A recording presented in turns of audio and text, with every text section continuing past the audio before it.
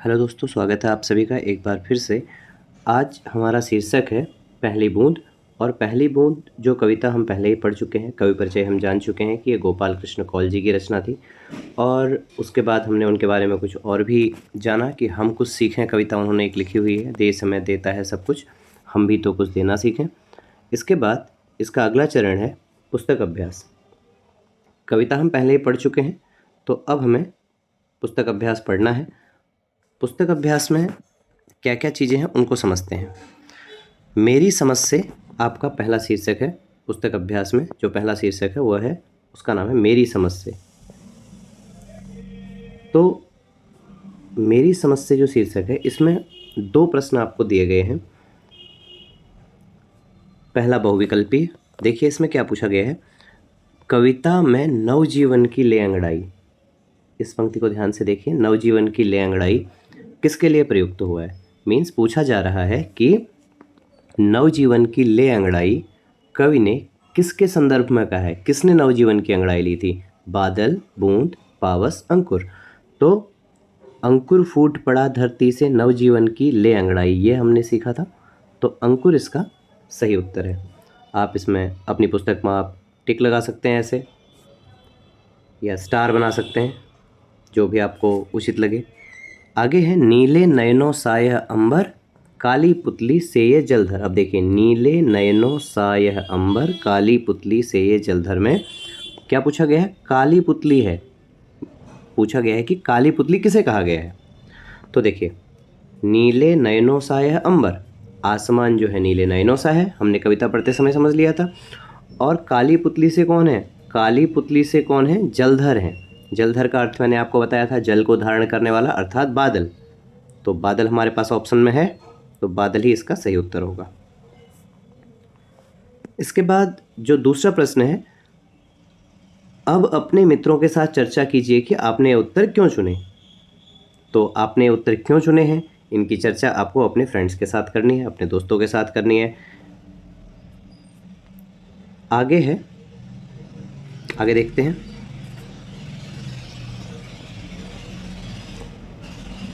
मिलान करने के लिए आगे अगला प्रश्न आपको दिया हुआ है। कविता की कुछ पंक्तियां नीचे दी गई हैं, इन पंक्तियों में से कुछ शब्द रेखांकित हैं, दाहिनी ओर रेखांकित शब्दों के भावार्थ दिए गए हैं, इनका मिलान करना है। देखिए,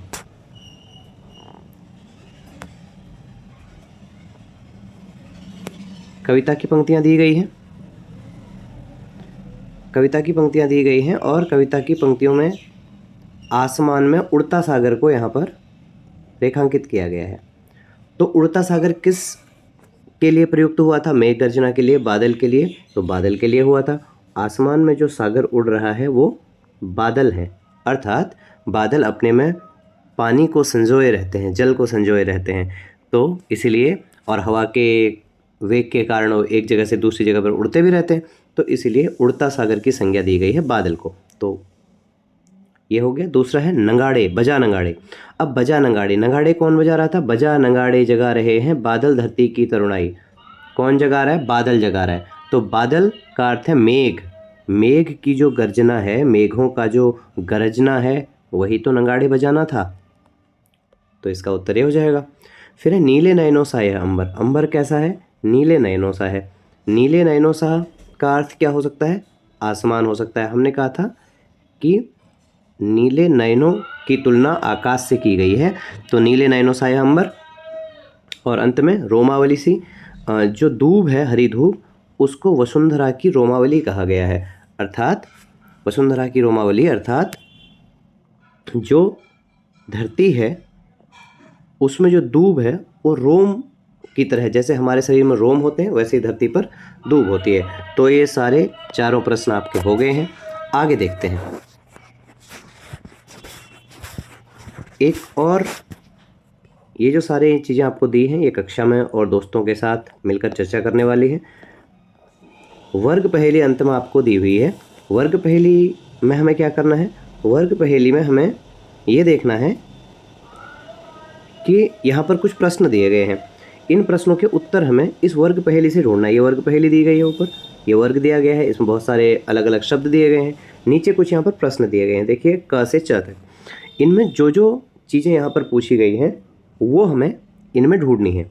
एक प्रकार का वाद्य यंत्र, वाद्य यंत्र मतलब जिसको हम बजा सकते हैं, जैसे शहनाई होता है, मृदंग होता है, नगाड़ा होता है, ढोल होता है, तो हम क्या बजा इसमें एक वाद्य यंत्र का नाम ढूंढना है हमें।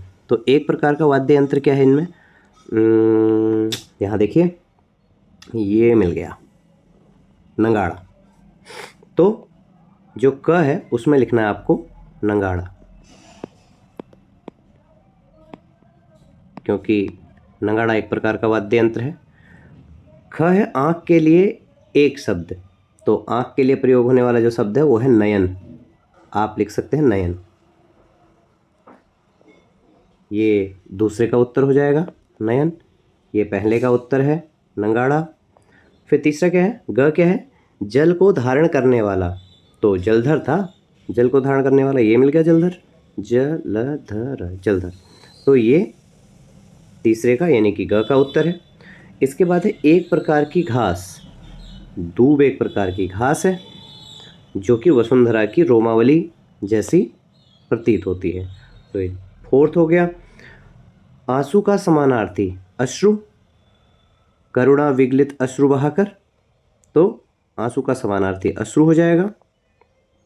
अंत में है आसमान का समानार्थी, आसमान का समानार्थी अंबर, ये आसमान का समानार्थी है। समानार्थी का अर्थ होता है ऐसा शब्द ऐसे शब्द जिनके अर्थ समान होते हैं, ऐसे शब्द जिनके अर्थ समान होते हैं। जैसे जल को मैं पानी भी कह सकता हूँ, तो जल और पानी समानार्थी शब्द हो गए। ऐसे ही हम कोई और भी चीज़ ले सकते हैं, जैसे बादल और जैसे अंबर और आसमान, जैसे आसमान और अंबर भी ऐसे ही समानार्थी शब्द हो गए। जैसे वायु, वायु और हवा दोनों का अर्थ एक ही है, इसलिए ये दोनों भी समानार्थी शब्द हो गए। तो हमने समानार्थी शब्द भी सीख लिए। समानार्थी शब्द वे शब्द होते हैं जो एक जैसा अर्थ देते हैं। अब इन दोनों में से आप चाहे वायु बोल लीजिए चाहे हवा बोल लीजिए, तब भी आप एक ही चीज़ की बात कर रहे हैं। चाहे आप अंबर बोल लीजिए या फिर आसमान बोल लीजिए, तब भी आप उसी चीज़ की बात कर रहे हैं। तो ये हैं समानार्थी शब्द। इसके बाद आगे जो कुछ भी दिया गया है ये सब, ये पुस्तक में करने वाले कार्य नहीं है। यहाँ पर आपको एक इंद्रधनुष का चित्र बनाना है। इंद्रधनुष का चित्र आप स्वयं बना सकते हैं। और आगे अयोध्या सिंह उपाध्याय हरिऔध जी की कुछ पंक्तियाँ यहाँ पर आपको दी गई हैं। इसका नाम है एक बूंद। जो कविता हमने पढ़ी उसका नाम है पहली बूंद, जो कि किसने लिखी है, गोपाल कृष्ण कौल ने।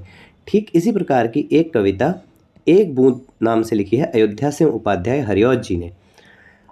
ये एक यहाँ पर आप सिर्फ 4 पंक्तियाँ दी गई हैं, और भी एक पूरी कविता है यह एक, लेकिन यहाँ पर सिर्फ 4 पंक्तियाँ दी गई हैं। ज्यों निकल कर बादलों की गोद से थी अभी एक बूंद कुछ आगे बढ़ी, सोचने फिर यही मन में लगी, आह क्यों घर छोड़ यूं मैं यूं बड़ी। तो ये भी हम देख सकते हैं। इस प्रकार से आपका ये जो चैप्टर है वो समाप्त होता है। फिर मिलेंगे अगले चैप्टर के साथ एक नई वीडियो में।